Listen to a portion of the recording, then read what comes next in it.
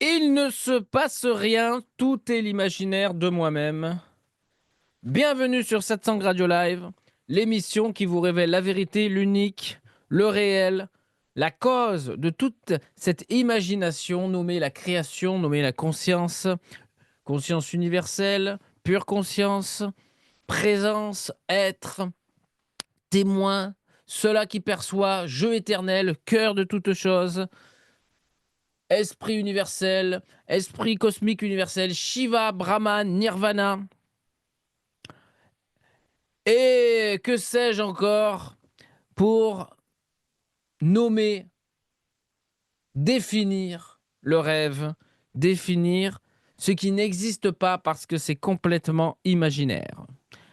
Cette imagination surgit du néant, là où il n'y a rien, même pas la place pour un soupçon de présence, encore moins présence consciente d'elle-même. Là est la vérité, cela est la vérité. Ce n'est pas un lieu, ce n'est pas un endroit, ce n'est pas une posture, ce n'est pas un positionnement.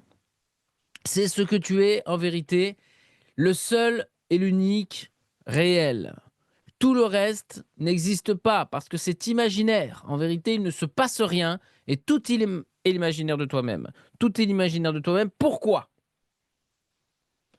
Parce que, ayant révélé l'absolu, le parabrahman, tu peux vivre sans rien ni personne pour constater cela, car ce serait de trop. Ce serait la conscience qui serait avec.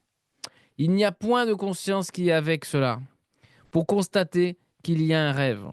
Il y a cela, et en même temps, il ne se passe rien. Tout est l'imaginaire de toi-même. Si tu ne vis pas ça, si tu ne vis pas ça, je te conseille vivement de prendre un rendez-vous en satsang, d'écouter des satsangs. Autrement, tu peux rester comme ça pendant des millénaires. Et ça peut durer très longtemps parce que tu auras tout autour de toi pour te conforter dans l'idée que tu es la conscience. Il se passe quelque chose d'assez extraordinaire. Bon, finalement, c'est plutôt ordinaire, en fait, parce que ça dure depuis 5000 ans. Plus de 5000 ans, mais en tout cas de mémoire d'homme. Depuis la naissance du Vedanta, depuis les plus grands des sages, soi-disant éveillés et libérés, qui ne sont en fait restés que dans le rêve de la conscience consciente d'elle-même. Ils se sont arrêtés là. Pourquoi? J'en sais rien, faudra leur demander. Mais à un moment donné, tu dois réfuter cette conscience. Réfuter cette conscience consciente d'elle-même, car elle est le premier surgissement du néant. Elle est là, elle apparaît, et avec elle, l'espace-temps, avec elle. Parce que, vous savez, vous pouvez d'un coup vous concentrer, vous pouvez anéantir l'espace-temps. C'est une concentration de la conscience pure. Il- on pourrait croire que c'est l'origine, mais en vérité, ce n'est pas ça du tout.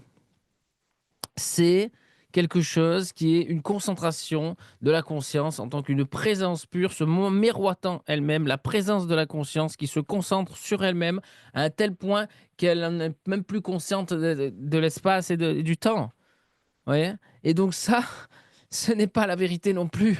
Parce que ça, c'est un effet, c'est action-réaction, vous voyez, ça appartient au rêve, et ça n'est pas du tout la vérité de l'état naturel, qui lui, bon, ne vit spontanément, sans strictement rien faire, qu'il n'y a pas d'espace-temps, qu'il ne se passe rien, et qu'en réalité, tout est l'imaginaire de soi-même, de lui-même.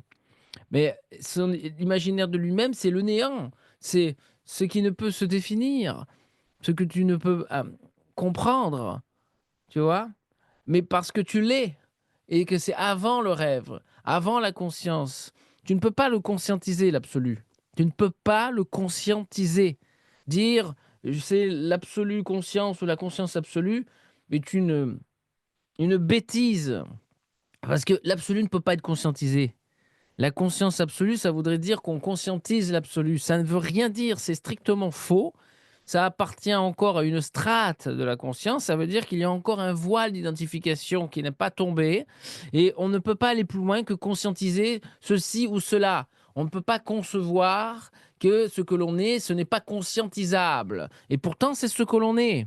Mais dès qu'on veut le conscientiser, en faire une conscience absolue, on tombe dans l'illusion, on tombe dans le rêve, on tombe dans l'imagination. Alors on peut s'arrêter là, on peut s'arrêter là et ne devant l'empêchement d'aller plus loin, il y a une fausse évidence. Apparemment, il me paraît, bon, c'est OK, c'est ça, sans doute ça.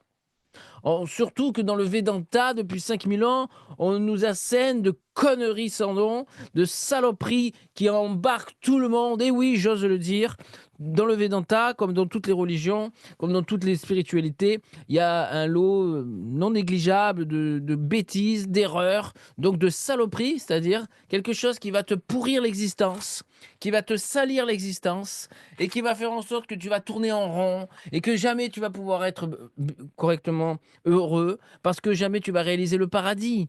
Même si à un moment donné tu vas réaliser le nirvana, tu vas quand même à un moment donné te retrouver dans la dépression. Si c'est pas maintenant, ça sera dans 3 millions d'années. Et peut-être que ça fait des millions et des millions d'années que tu tournes déjà en rond.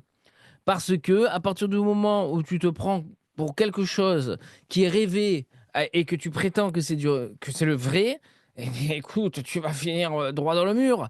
Si c'est pas maintenant, ça sera un autre jour, ou peut-être dans une autre vie. Mais ça arrivera. Parce que le rêve, tant qu'il se prétend être le vrai, ne peut pas continuer ainsi. Voilà. C'est une imposture, c'est une escroquerie qui dure depuis des millénaires, on le constate dans toutes les religions, et le Vedanta compris. Vedanta compris, il n'a pas été exclu de toute cette imposture, escroquerie. Voilà, non, et non, je suis désolé de vous le dire, mais le Vedanta est lui aussi complètement gangréné d'erreurs lamentables qui font tourner en rond les disciples de cette spiritualité depuis des millénaires, comme qui font tourner en rond tous les disciples de toutes les religions, de toutes les philosophies, parce que tout ceci ne repose jamais sur la vérité. La vérité n'a jamais été révélée. Voilà, on ne parle jamais de l'absolu. C'est extrêmement rare, c'est très rare. Alors, je ne dis pas que c'est ça, c'est le cas à 100%. C'est pas le cas à 100%. Mais apportez-moi, donnez-moi des textes où on vous parle vraiment du parabrahman. Voilà, on le confond avec une conscience pure, la présence, l'être, la conscience universelle. Vous faites un mix, vous mettez tout ça dans votre blender, vous mettez absolu, conscience, présence, être, amour, je sais quoi encore, tout ce que vous voulez. Et bien voilà, paf, vous faites un mix et vous appuyez sur le bouton et vous avez votre check, votre checker d'éveil, de libération là. Avec tout qui est mélangé, tout qui est confondu. Il y en a un, il a vécu ça, il a vécu ça. Vous en avez 50 qui ont vécu un truc différent. Ils mettent tout ça sur le. Voilà, c'est la libération. Voilà, tout ça, c'est toujours la libération. C'est toujours l'absolu. C'est toujours la vérité. C'est la conscience, c'est l'absolu, c'est la présence, c'est l'être. Voilà, tout est bon dans le jambon. On est là. Tout est bon pour vivre la libération, en fait, hein. Et c'est comme ça depuis des siècles et des millénaires. Parce que peut-être que la libération a toujours été un ascenseur social, que ce soit depuis 5000 ans en Inde ou maintenant dans la francophonie ou dans le monde entier. Alors, voilà, on se précipite, n'est-ce pas? Eh bien non, on ne peut pas se précipiter. La vérité, c'est la vérité. Dès que tu as un soupçon de conscience, c'est fini, c'est du rêve, c'est de l'imaginaire. Ça, c'est incompréhensible par cette pauvre petite conscience et qui va prétendre que bah, les mots sont pas importants, que c'est pas ça. Mais non, mais c'est quand même, il peut pas y avoir, ne pas y avoir de conscience. Et comment c'est possible? Eh oui, mais c'est pas possible parce que tu es encore en train de te maintenir dans ton rêve de ta conscience et que pour toi, bien sûr, que c'est impossible. Mais c'est normal, il faut à un moment donné réfuter cela. Il faut réfuter cela. Si tu réfutes le fait même d'être conscient, qu'est-ce qui reste? Mais mon Dieu, c'est tellement simple. Mais c'est vrai que j'ai eu très très peur et que certains ont vraiment des terreurs par rapport à ça. Alors c'est ce qui peut laisser comprendre que finalement, bah, ça résiste. Parce que c'est carrément absurde. Si tu peux pas dire en vérité maintenant, là directement, sans maintenant, sans directement, il ne se passe rien. Tout est l'imaginaire de moi-même. Même, même le premier surgissement de conscience, de je suis conscient. Je suis conscient d'être conscient. Il y a un je suis là-dedans. Je sais pas, c'est français. Déjà, par définition, ce n'est pas possible. Mais bon, on va pas s'arrêter aux définitions. Le vécu, le vécu n'est pas cela. Le vécu de la vérité, ce n'est pas je suis conscient d'être conscient. Pur. sans espace et sans temps. Non, ce n'est pas ça. Et ce n'est pas sale. Non, l'absolu est pur de toute éternité. C'est la demeure de paix suprême. C'est le réel. C'est la félicité parfaite qui ne s'encombre pas d'un rêve. Il ne peut pas y avoir de rêve là-dedans. C'est imaginaire. C'est comme si vous croyez encore au monde imaginaire de Indiana Jones et que vous allez chercher le Saint Graal dans le temple maudit. Ça n'existe pas. Ça n'a jamais existé. Il n'y a pas de temple maudit, il n'y a pas de Saint Graal, il n'y a pas la belle blonde, il n'y a pas les méchants nazis et les gentils. Ça n'existe pas. Indiana Jones n'a jamais existé, son monde non plus. La conscience d'Indiana Jones, ou comme la conscience du monde d'Indiana Jones n'a jamais existé, la conscience de l'univers n'a jamais existé, la conscience de la création n'a jamais existé. C'est du vin, c'est de l'imaginaire. Comment pourrait-il avoir une conscience si c'est de l'imaginaire? Où? Comment? Ce n'est pas possible. Il n'y a que le réel qui est réel. Le reste, ce n'est pas réel. C'est imaginaire. La conscience est imaginaire. Comment trouver une véritable conscience dans de l'imaginaire? Ce n'est pas possible. Hormis se prendre pour de l'imaginaire et croire que l'on est réel. Et là, on nage dans un délire. Alors, on rentre dans un délire, une hypnose. L'hypnose à la conscience, au monde imaginaire, à l'espace-temps, à la pure présence, à l'être, ou ce que sais-je de ce genre de choses qui sont complètement rêvées, qui sont des strates de l'oignon. De la conscience, c'est comme un oignon, vous avez des strates, et à un moment donné, il n'y a pas d'oignon. S'il n'y a pas d'oignon, quelle conscience pourrait-il rester pour être conscient d'elle-même? C'est le néant. C'est l'indescriptible. L'insondable. Mais vous l'êtes. Voilà ce que je pouvais vous dire.